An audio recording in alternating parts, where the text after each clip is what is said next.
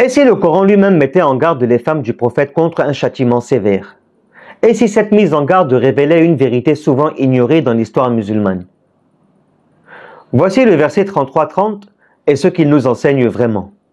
Ya nisa an-nabi, man ya'ti minkum bi fahishatin mubinan yudha'if laha al-'adhab da'fayn wa kan dhalika 'ala Allah yasira. Sourate Al-Ahzab, verset 30. Ô femmes du prophète, celle d'entre vous qui commettra une indécence manifeste, le châtiment lui sera doublé, et cela est facile pour Allah. Fahisha mubina yudha'if laha al-'adhab. Ce verset s'adresse directement aux épouses du prophète Muhammad sallallahu alayhi wa sallam, dont Aïcha et Hafsa. Il ne les sanctifie pas, il les avertit. Une faute manifeste de leur part serait punie de manière double. Pourquoi? Parce qu'elles vivent avec le prophète Muhammad sallallahu alayhi wa sallam. Leur responsabilité est plus grande.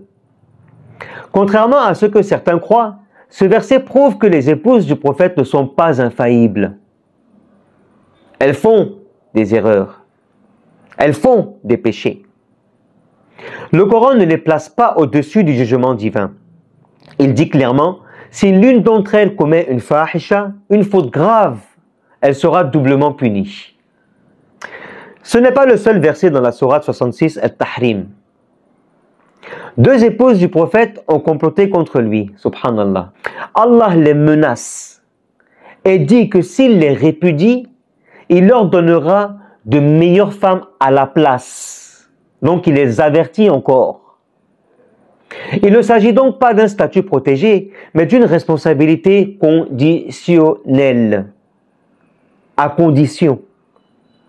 L'infaillibilité n'a jamais été donnée aux épouses, mais uniquement aux Ahl al-Bayt, la famille purifiée du prophète Muhammad sallallahu alayhi wa sallam. C'est ce que dit le verset 33-33.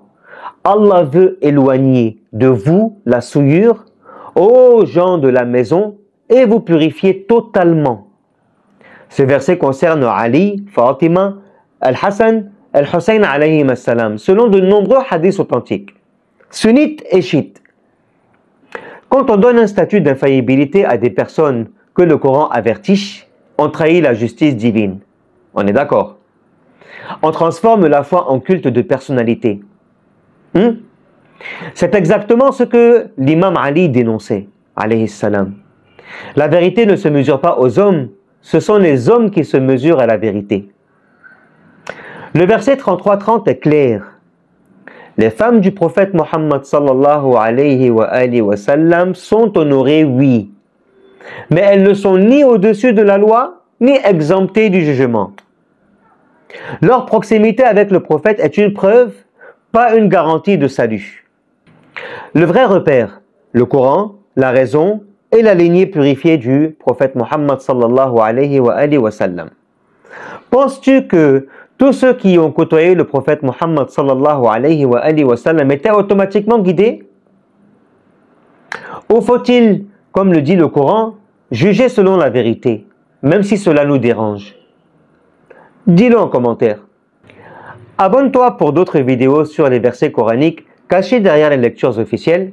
Partage cette vidéo si tu veux que la vérité sur les Ahlul Bayt, Ali, Fatima, Al-Hassan, Al-Hussein alayhim as-salam soit connue, même après 1400 ans, soit 14 siècles de silence imposé.